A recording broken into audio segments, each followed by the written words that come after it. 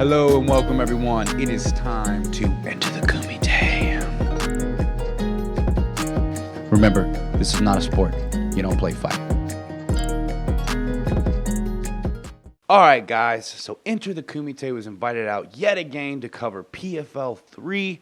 We had a lot of very close decisions that night, and boy do I feel bad for the judges. It was great matchmaking and competitive fights. There was actually 4 split decisions on this card, and we got to see it all cage side. So let's get into it. First up, we have Vanessa Mellow versus Martina Gindrova. Gindrova used her range really well to land the jab and slam kicks to the body and the leg. She had Mellow chasing her a lot with a high guard. Gindrova was finding that 1-2 down the center at will, just through the guard of Mellow.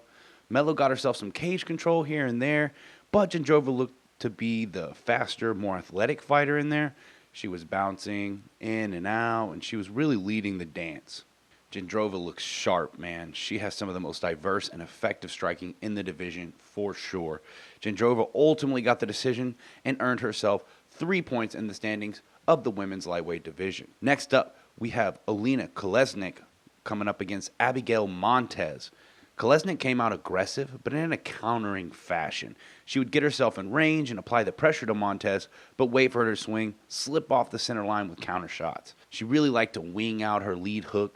There were times when she threw it out there 3 or 4 times. She was also tagging it in at the end of exchanges when Montez was trying to back out. Montez was finding the timing for the overhand. She made it look like she was going to toss out the jab and get Kolesnik to pull early. She'd dip her head inside and toss out the overhand and wait for the next shot to slip again and follow up with a check hook. I will say that Kolesnik started really landing the straight near the end of the second round. This is the type of fight that could be scored either way, but Kolesnik's counter shots and combos got her the split decision win and earned her 3 points in the standings of the women's lightweight division. Next up, we have Grayson Tebow coming up against Jarrah Al-Salawi. Tebow did a great job early at keeping Salawi's back against the cage. Salawi has really strong takedown defense. He reached for a switch, then framed the neck, back to the switch, drop his base, and he even fought him with his hips. So even still, Tebow kept chain wrestling until he got it. Salawi did end up making Tebow waste some energy looking for top control, and from there he started taking over. If you give Salawi space, this man can work. This man has a lot of different things he can throw. And he came from Brave, so you know his grappling's on point. You know his wrestling defense is ready to go. And I'm sure he has some good offensive wrestling in his kit as well. But it looked like Tebow wasn't wanting to stand up too much with Salawi, and I can't say that I blame him. Salawi utilizes really good footwork and finds an angle to attack off of from the back foot. All around, he's a very well-rounded fighter, and I cannot wait to see more from him this season. In the third round, Tebow blasted in with a double leg, and Salawi just wasn't ready for it. It was a close fight. Tebow with some control, Salawi with some range attacks. Salawi ended up taking home the split decision victory, as well as 3 points in the standings of the welterweight division. Next up, we have Sawkin coming up against Nikolai Sawkin. Early in the first round, we got another pretty bad eye poke. Fortunately, it wasn't enough to stop the fight this time around. This fight was canceled previously due to the eye poke, so I'm glad we didn't get a repeat of that. Sawkin was honestly trying to stay busy and take some risks, but C used his length and speed to really play defensively for the first half of the fight, skirting along the outside and analyzing, downloading data. But when he started picking things up with his kicks, he started gaining some momentum. Just a few kicks to the body had giant red streaks all over Sawkin's torso. I was expecting Sawkin to utilize more wrestling, but after a couple of failed attempts, it looked as though he got discouraged. Sawkin was doing okay on the feet, stepping in with his head off the center line, doubling up on the jab, and competing with C on the kicks. It was a really close fight, another split decision. It's just a matter if you scored Sawkin's volume or C's damage. I kind of leaned to Sawkin with my personal scoring, but you can't complain when it's that close. C wins the fight via split decision and earns himself 3 points in the standings of the welterweight division. Next up, we have Jenna Fabian coming up against Julia Budd. Fabian's wrestling has gotten much better since last season. She was making Bud work hard for a takedown that she didn't even get much damage out of. Bud was even switching between the double and the single legs. Bud did end up getting an outside trip and scoring some points. The first round definitely went to Bud. Fabian started making adjustments and decided that she was not going to wait around for Bud to attack first. Fabian came out strong in that second round. I believe she dropped Bud at some point, and she had to drop to her knees to relieve the pressure and turn to her grappling. It was 1-1 going into third, but Fabian got some good damage in that third round and even ended up in top control, earning herself the win for the night. She is looking a lot more well-rounded than she was last season. However, she did miss weight, so she doesn't earn any points in the standings of the women's lightweight division and is actually deducted a point. So she is sitting at -1. I feel for her, but I do appreciate the harsh repercussions of missing weight in PFL. Next up, we have Delano Taylor coming up against Joao Zeferino. Zeferino had control for the majority of the first round, threatening the rear naked choke a couple of times and even almost getting an armbar. But Taylor kept working and got back to his feet and even rocked Zeferino before the round was over with the left high kick. From there, Taylor mostly just shook off any takedown attempts and fought at range, gauging the distance with his lead hand to set up that long straight. Zeferino needs to be careful in which direction he dips his head and when he shoots. There are a lot of tendencies that he was doing over and over and over again, and Taylor started seeing everything from a mile away, and he had that jab waiting for him. Somewhere in round 3, it looked like Taylor didn't have too much to offer, and Zeferino started finding shots. Taylor got a little lazy with his guard, was getting punished for it in there, but he did enough to win rounds 2 and 3, taking home 3 points in the standings of the welterweight division. Yet another split decision for the books. Next up, we have Larissa Pacheco coming up against Zamzagul Faisalanova. Larissa Pacheco with an absolutely brutal TKO over Zamzagul Faisalanova. The first finish of the night. Man, did she come out with something to prove this year. This fight went down like most people expected. I figured that Larissa would take advantage of Faisalanova keeping her hands low and her being willing to trade. Sometimes when Faisalanova is uncomfortable, she'll just stick her arms out. And you can't do that with someone like Pacheco. It's sad because Faisalanova is a really strong grappler, and she would definitely have the advantage on the ground. But she never got Pacheco to respect her stand-up, so she couldn't apply pressure, and Pacheco walked right through her. She had a couple of desperation shots as well, but of course she didn't get them because all of the momentum was on Pacheco's side.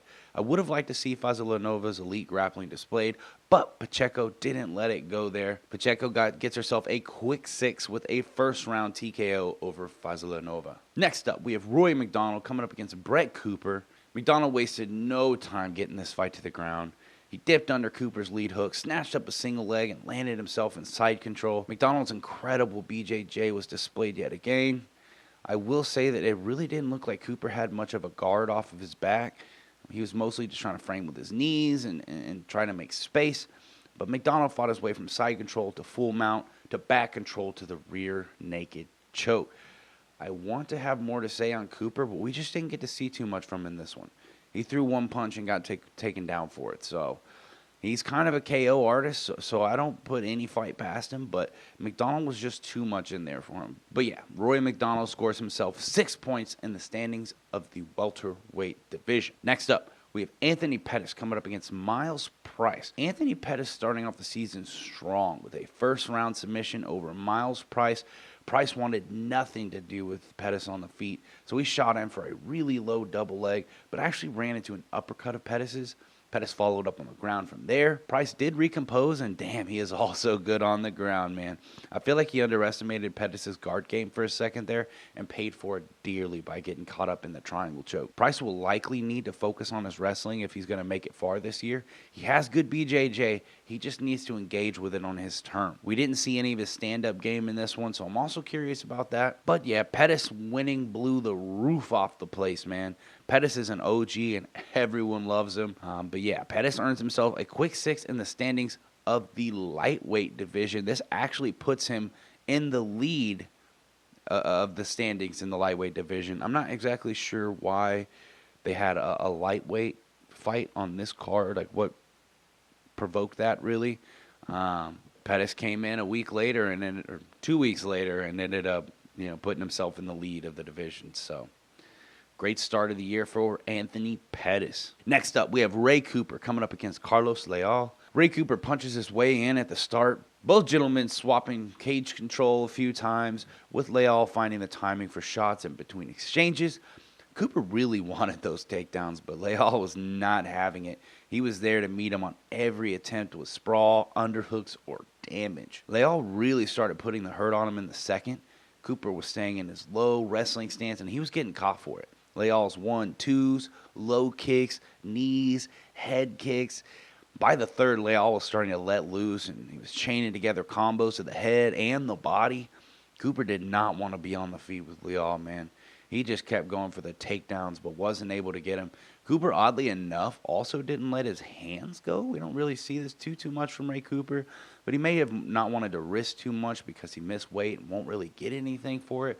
I'm not exactly sure too much what was going on in his head.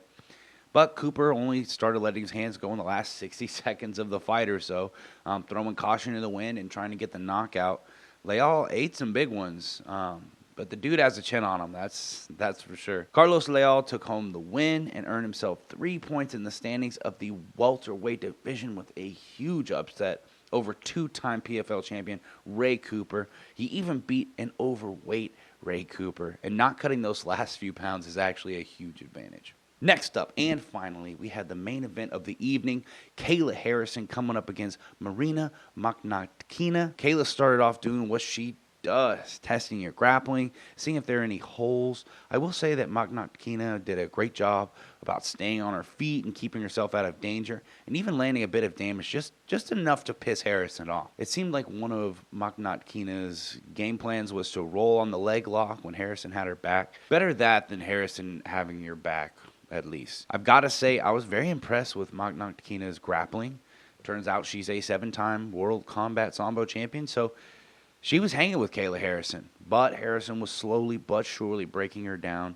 She was on the defense for the majority of the match, and it started getting to her. She wasn't keeping the volume up, going for reversals, or willing to come forward by the end of it. Harrison ended up grinding her out to a decision, but credit to Mcdonald, man. She looked really good. If Harrison gave her some more space, I would have liked to see, what she had in the stand-up as well, because we know she has phenomenal grappling. Not as dominant as Kayla Harrison's grappling, but dominant enough to where Kayla Harrison couldn't really get the finish on her. She was really just surviving and playing defense, but she was doing it very well. And she was going up against one of the GOATs for sure in this one. But my girl, Kayla Harrison, brought home 3 points in the standings of the women's lightweight division, and she's looking like another strong pick to win the season, man.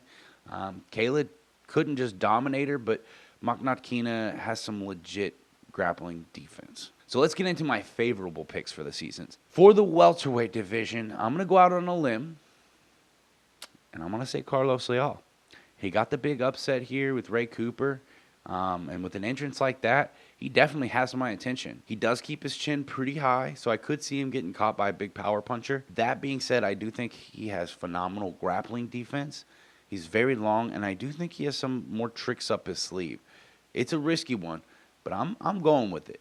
And my second pick might be Delano Taylor. It's hard to pick this early on, but those are my 2 picks in the hat for now. For the women's lightweight, I'm going to play it safe, and I'm going to go with Kayla Harrison. She has such dominant grappling, and we know she has 5-round cardio. Need I really even explain myself?